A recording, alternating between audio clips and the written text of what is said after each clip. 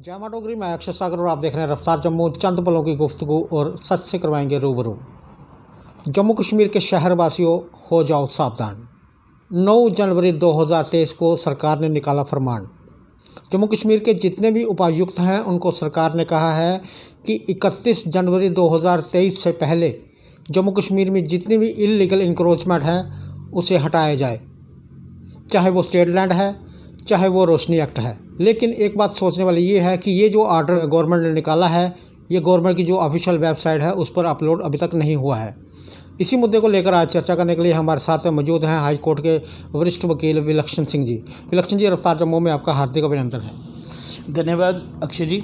विलक्षण जी, ये जो आर्डर निकला है 9 जनवरी 2023 को 22 दिन के अंदर जितनी भी इलीगल एक्रोचमेंट हुई है उसे हटाया जाए, इस आर्डर को आप कैसे देखते हैं और इसे थोड़ा ब्रीफ करें सर। देखिए, ये आर्डर जो कमिश्नर सेक्रेटरी रेवेन्यू ने इशू किया है 9 जनवरी 2023 को, जिसमें उन्होंने कहा कि आप 22 दिन के अंदर अंदर जो जितनी भी इंक्रोचमेंट स्टेट लैंड के ऊपर है उसको जो पूरी तरह से 100% आपको रिमूव करनी है। अब इसमें गरीब लोग ही हैं जिनके पास, किसी के पास हो सकता है सिर्फ मकान है, किसी के पास जो है सिर्फ उतना ही लैंड है जिससे वो कल्टीवेट करके अपना घर का गुजारा बसर कर रहा है, और वो लोग भी हैं जिन्होंने अरबों रुपए की प्रॉपर्टी इकट्ठी कर ली ग्रैब करके। आपने सब लोगों को एक ही कैटेगरी में डाल के रख दिया, जबकि सरकार को चाहिए था एज एन एग्जांपल सबसे पहले करोड़ों की प्रॉपर्टी जिन लोगों ने हड़पी है, करोड़ों की प्रॉपर्टी पे बड़ी प्रोमिनेंट प्लेसेस पे जिन्होंने इंक्रोचमेंट किए उनको टारगेट किया जाता। जो उन लोगों को टारगेट करने के बजाय आज देखने में क्या आ रहा है, गांव-गांव में तहसीलदार जा रहा है, गरीब जनता को हरास कर रहा है। अब ये करप्शन का एक नया अड्डा बन सकता है जब ऑफिसर जाएंगे, क्योंकि सब जानते हैं कि लाखों कनाल ज़मीन जो है इंक्रोच्ड है, उसको हटाया 22 दिन के अंदर नहीं जा सकता, ये सरकार भी जानती है। और इस आर्डर को दिखा के जो रेवेन्यू ऑफिसर जो है, जो ऑलरेडी मशहूर है अपनी करप्शन के लिए, जब जाके जनता को हरास करेंगे और जनता से पैसे की उगाही करेंगे, इस आर्डर से करप्शन को बढ़ावा मिलेगा, जनता की, गरीब जनता की हरासमेंट होगी। जबकि इनको करना स्टेज वाइज चाहिए था। ये कोई टारगेट सेट करते कि जिन लोगों के पास इतने करोड़ की प्रॉपर्टी है पहले उनको टारगेट किया जाएगा। इस तरीके से ये अगर इंक्रोचमेंट हटाते तो जो पैंथर्स पार्टी थी वो भी सपोर्ट करती, लेकिन जो इनका टारगेट है वो गरीब को हरास करना है, और जो पैंथर्स पार्टी कभी बर्दाश्त नहीं करेगी। जितना भी सपोर्ट लोगों को चाहिए होगी, चाहे वो सड़क पे चाहिए, चाहे वो कोर्ट में चाहिए, वो पैंथर्स पार्टी लोगों को देगी और सरकार को किसी भी तरीके का गलत कदम नहीं उठाने देगी। साथ ही साथ आपको ये भी बताना चाहूँगा, कुछ लैंड तो ऐसे भी होंगे जिसके ऊपर 30 साल अगर गवर्नमेंट के लिए एडवर्स पोजीशन होता है। अगर आपने किसी लैंड के ऊपर, गवर्नमेंट लैंड के ऊपर कब्जा किया 30 साल तक, तो आप बाय एडवर्स पोजीशन उसके मालिक बन सकते हैं, प्रोवाइडेड आप कुछ कंडीशंस फुलफिल करें। तो कुछ लोग तो इस स्टेट लैंड के मालिक बन चुके होंगे। तो एक तरफ सरकार कहती है कि गरीब को प्रोटेक्ट करना है, इस तरह से ये कानून आया है, दो धारी नुमा तलवार कानून। अब गरीब जो है वो किस तरफ जाएगा।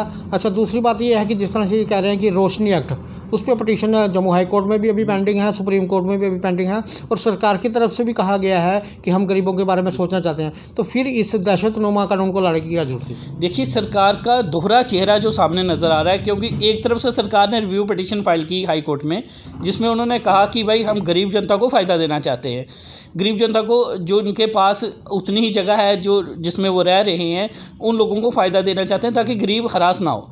दूसरी तरफ से ये आर्डर निकाल दिया जाता है कि 100% इंक्रोचमेंट जो रिमूव की जाए। तो सरकार का चेहरा जो है बेनकाब होता है। जो रिव्यू पटिशन जो फाइल की गई है, ये शो करता है कि उन्होंने सिर्फ दिखावे के लिए शो की, बीजेपी की इमेज को बचाने के लिए। क्या सरकार ने रिव्यू पटिशन फाइल की है, ये सरकार को जवाबदेही बनती है कि अगर एक तरफ से आप कोर्ट को कह रहे हैं कि अपने आर्डर को मॉडिफाई कीजिए टू द एक्सटेंट ताकि हम गरीबों को फ़ायदा दे सकें, और दूसरी तरफ से अगर आप आर्डर निकालते हैं कि सारे के सारे लोगों को हटा दिया जाए, वो गरीब है, अमीर है, उसके पास वही घर है या नहीं है, सबकी इंक्रोचमेंट हटा दी जाए, तो ये जो है सरकार का दोहरा चेहरा है, गरीब के खिलाफ वाला चेहरा है। देखिए, हम रहते हैं एक डेमोक्रेटिक कंट्री में जिसमें article 21 of the constitution right to life देता है। सरकार का काम है राइट टू लाइफ को प्रोटेक्ट करना। अगर एक व्यक्ति एक घर में रह रहा है, सरकार का काम है उसको शेल्टर देना।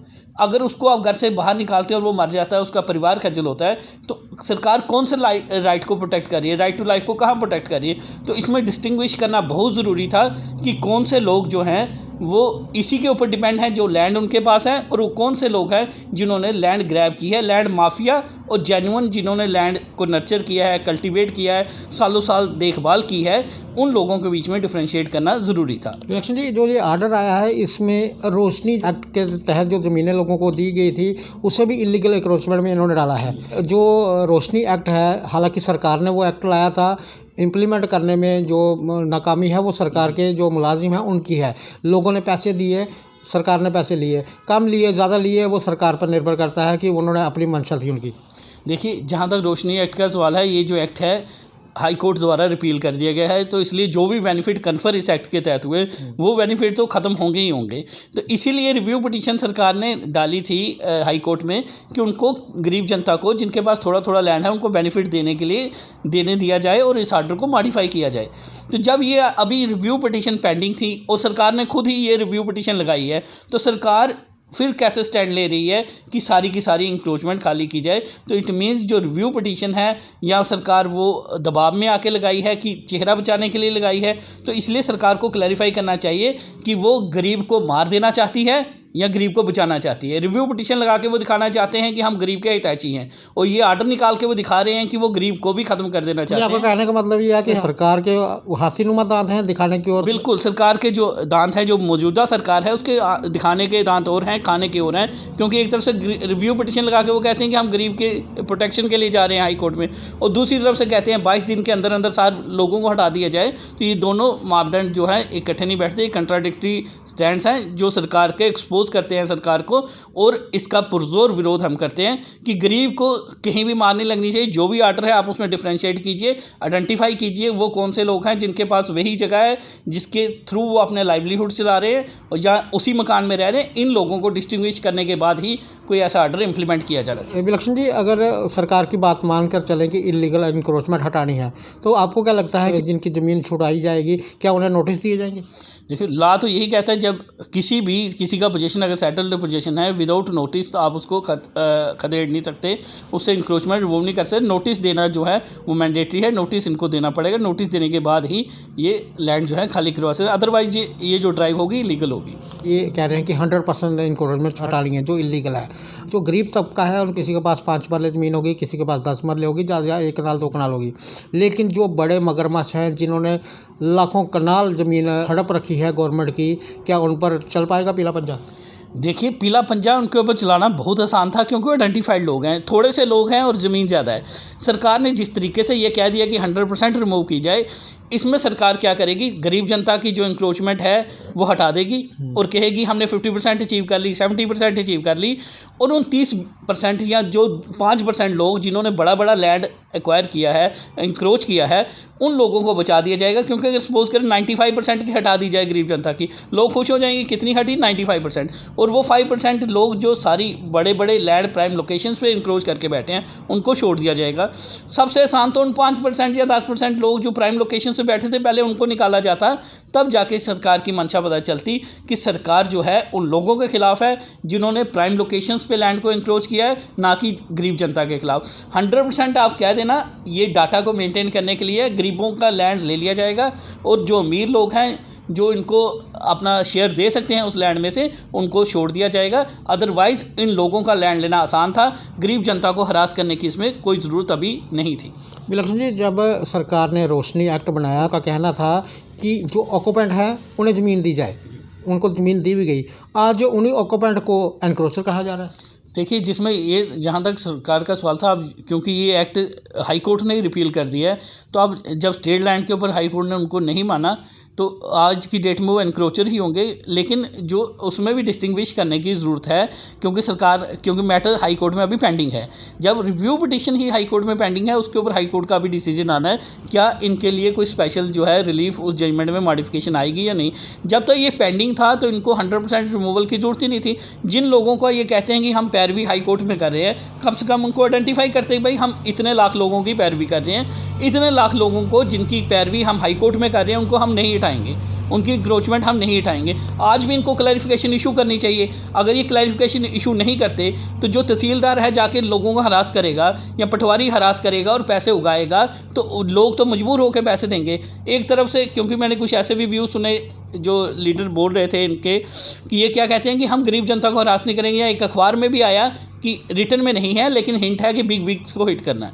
लेकिन अगर कोई तहसीलदार इसका बेनिफिट उठा के गरीब जनता को हरास करके पैसे कमाता है और उसको अगर पीछे से आ रहा है अगर है कि गरीब जनता को नहीं हटाना, तो पैसे कमाने का अच्छा सोर्स है। गरीब जनता को जाओ, डराओ, पैसे कमाओ, और सरकार ने तो ये कहा होगा कि भाई गरीब को मत हटाओ। सर, एक बार मोदी सरकार ने कहा था कि आपदा में अवसर ढूंढो। जिस तरह की ये अब आपदा आने वाली है, जो करप्शन करते हैं, क्या वो अवसर ढूंढ लेंगे? देखिए, आपदा में जो अवसर ढूंढने का ये सबसे सुनहरा मौका है करप्ट लोगों के लिए, क्योंकि अगर सरकार 20 लाख, सरकार को पता है लाखों कनाल ज़मीन जो है वो 20-22 दिन में नहीं रिकवर की जा सकती। इस तरीके से हरास करने का लोगों का बहुत अच्छा मौका सरकारी अफसरों को मिल गया, जो जनता को हरास करना चाहते हैं और पैसा कमाना चाहते हैं। वो दबाव बनाएंगे कि भाई इतने पैसे लाओ, नहीं तो तुम्हारी जगह आए मकान तोड़ेंगे, तुम्हारा घर तोड़ेंगे, तुम्हारी दुकान तोड़ेंगे, और पैसे उगाएंगे और ऊपर रिपोर्ट दे देंगे भाई इतनी जल्दी हम नहीं कर पाए। जो पैसा नहीं देगा उसके वो तोड़ेंगे, और जो दे देगा उसको वो छोड़ देंगे, क्योंकि उनके पास एक बहाना होगा भाई 20-22 दिन में हम सारी रिकवर नहीं कर सकते। तो किसकी रिकवर करेंगे? जो पैसा नहीं देगा, और जो देगा उसको वो छोड़ देंगे। और ये आपदा में अवसर के बिल्कुल सुनहरा मौका है। इसमें लाखों करोड़ों का जो घोटाला बड़ी आसानी से 20-22 दिन के अंदर करोड़ों रुपए इकट्ठे जो सरकारी अफसर कर सकते हैं। धारा 370 टूटने के बाद आज ये कानून आया है, आपको क्या लगता है कि हमारा जम्मू कश्मीर किस ओर जा रहा है? देखिए, धारा 370 जो है उसके साथ तो इसका कोई डायरेक्ट लिंक नहीं है, लेकिन धारा 370 के बाद जो एडमिनिस्ट्रेशन बीजेपी के पास चली गई, उस वक्त हम देख रहे हैं धारा 370 टूटने के बाद इन्होंने हम प्रॉमिस किया था कि जो जम्मू ऑलरेडी डिप्राइव्ड था, जब हम नौकरी की बात करते थे हम कहते थे 90% कश्मीर में, 10% जम्मू में। तो हमें और सारी जनता को ये उम्मीद थी कि जब धारा 370 टूटेगी, जो जम्मू की डिप्राइव्ड क्लास है, जो जम्मू के दबे हुए लोग हैं, उनके लिए सरकार कुछ करेगी। लेकिन जब हम आज देख रहे हैं सरकार दबे हुए लोगों को ख़त्म ही कर देना चाहती है, कुचल देना चाहती है। जिन लोगों के पास थोड़ी थोड़ी ज़मीन थी, आपने देखा नौकरियों में घोटाले किए गए, जो बच्चे थे उन्होंने एग्ज़ाम दिए लेकिन एग्ज़ाम पूरे नहीं हो पाए, और क्योंकि उनमें घोटाले हो गए। तो जो दबी हुई क्लास है, हम जम्मू के जनता खास करके दबे हुए लोग थे, इनको और दबाने की कोशिश की जा रही है। आपने ये देखा होगा बिजली के बिल भी कश्मीर से पूरे नहीं लिए जाते। तो क्या इंक्रोचमेंट्स वहाँ से हटाई जाएंगे, और जितना भी कोई आर्डर आते हैं जो उनकी गाज गिरती है वो जम्मू के गरीब जनता पे गिराई जाती है। इस बार भी आप यही देखेंगे कि जो इसकी गाज गिरेगी वो जम्मू की गरीब जनता पे गिरेगी, और कश्मीर के लोग जो हैं उनके ऊपर हिम्मत जो है बीजेपी की नहीं होगी कि वहाँ से इंक्रोचमेंट हटाएं। अगर आज है बीजेपी गवर्नमेंट जो हमें एडमिनिस्टर कर रही है, यूनियन गवर्नमेंट बीजेपी की है, कश्मीर से पूरी इंक्रोचमेंट ख़त्म करके हमें दें। हम वादा करते हैं कि हम जम्मू के साथ मिलकर लोगों को कहेंगे कि आप भी अपनी इंक्रोचमेंट छोड़ो, प्रोवाइडेड 100% रिमूवल इंक्रोचमेंट हमें कश्मीर प्रोविंस से करके दें। विलक्षण जी, एक बात हम आपसे समझना चाहते हैं, माना लोगों ने इंक्रोच किया है, इलीगल इंक्रोचमेंट है, अगर सरकार चाहे सर 1 इंच भी ज़मीन कोई इलीगल इंक्रोचमेंट नहीं कर सकता। अगर लोगों ने इंक्रोचमेंट की है, इलीगल की है, तो जो लोग वहाँ पर बैठे हैं, क्या ऐसा नहीं हो सकता कि सरकार एक रेट तय करे ज़मीन का, और जो लोग अगर वहाँ बैठे हैं अगर वो मान जाते हैं कि हम पैसे देने के लिए तैयार हैं, तो क्या ऐसा संभव हो सकता है?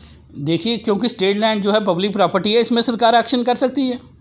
ऑक्शन करे लैंड की, जो सबसे ज़्यादा लैंड देगा, जो ऑक्यूपेंट है वो लैंड की जब प्रॉपर्टी देता है तो वो ग्रांट उसको की जा सकती है। साथ ही साथ गवर्नमेंट ये तय कर सकती है कि जो बिल्कुल लैंड लेस हैं, क्योंकि हमारा राइट टू लाइफ जो है हमारा कॉन्स्टिट्यूशन गारंटी करता है। अगर आप उसके पास उतनी ही जगह है, वही मकान है, वही दुकान है जिससे वो अपना घर चला रहा है, तो सरकार उसको ग्रांट भी कर सकती है, उसमें कोई प्रॉब्लम नहीं। सरकार को लाभ बनाना है फिर से नया, और लोगों को ग्रांट करनी है, क्योंकि रोशनी एक्ट ख़त्म हुआ है, नए सिरे से एक्ट बनाया जा सकता है, नए सिरे से नए एक्ट के तहत जो है लोगों को लैंड दिया जा सकता है। ऐसी कोई बाधा नहीं है। जो पार्लियामेंट की पावर है, या अभी हमारी असेंबली नहीं है, पावर्स वेस्टेड जो है पार्लियामेंट के पास है, तो पार्लियामेंट के पास वाइड पावर है। मोदी सरकार तो कहती है कि हर परिवार को घर देंगे, ये तो उजाड़ने वाली बात होगी। देखो, मैंने पहले ही कह दिया, हाथी के दांत दिखाने की ओर, खाने की ओर। ये घर उजाड़ने की बात कर रहे हैं, जो लगता है जो इससे निकलता है कि ये लैंड छीन लेना चाहते हैं ताकि ये अपने लोगों को लैंड में बसा सकें। क्योंकि अब मेरा जहाँ तक मानना है, सरकार के पास इतना सिस्टम ही नहीं है कि सरकार इतने लाख कनाल लैंड को रिट्रीव करके उसको रिटेन भी कर सके। जब आपने एक व्यक्ति से छीन ली 5 मरले, दूसरे से छीन ली, अब जब आपके पास लाखों कनाल हो गई, उसको रिटेन कैसे करेंगे आप? 2-4 साल 5 साल के बाद उसके ऊपर कोई और कब्जा करेगा। तो उससे बेटर है कि आप ये तय करें, रेट्स तय करें, और रेट्स के ऊपर जो है गरीब जनता जो कम से कम कुछ कनाल तक जो है वो अलाट की जानी चाहिए जो लोगों के पास है। इससे फर्दर इंक्रोचमेंट की कहानी ख़त्म होगी और सरकार को रेवेन्यू भी जनरेट होगा। तो जब जनता पैसा देने को तैयार है तो सरकार को पैसा लेके जनता को जो है वो जगह देनी चाहिए, और कम से कम उन लोगों को जिनके पास रहने की वही जगह है, क्योंकि सरकार की कॉन्स्टिट्यूशनल ड्यूटी है उनकी लाइफ को प्रोटेक्ट करना, उनके लाइवलीहुड को प्रोटेक्ट करना, ये सरकार की ड्यूटी है, और सरकार को अपनी ड्यूटी निभानी चाहिए। ठीक है, विलक्षण जी बात करने के लिए बहुत बहुत धन्यवाद। धन्यवाद। ये विलक्षण जी हैं, हाई कोर्ट में वकील हैं। जो ये एक विषय इन दिनों बना हुआ है, 9 जनवरी 2023 को सरकार की तरफ से एक आर्डर निकला कि जितने भी उपायुक्त हैं वो जम्मू कश्मीर में जिन लोगों ने इलीगल इंक्रोचमेंट की है 31 जनवरी 2023 से पहले वो सारी इंक्रोचमेंट हटाई जाए। उसी विषय को लेकर विलक्षण जी से बात हुई, काफ़ी सवाल जवाब हुए और इन्होंने अपनी बात रखी। शायद आप तक सारी बात वो पहुंच गई है। आखिर में हम यही कहना चाहते हैं कि अगर सरकार कहती है कि हम गरीब को प्रोटेक्ट करना चाहते हैं तो उसी हिसाब से ये कार्रवाई की जाए। ये ना हो कि इस कार्रवाई के अंदर जो लोग करप्शन करना चाहते हैं वो अपना जो है उल्लू सीधा कर लें। ये सारा दृश्य आपने रफ्तार जम्मू के माध्यम से देखा। आगे भी देखते रहे रफ्तार जम्मू। जय भारत।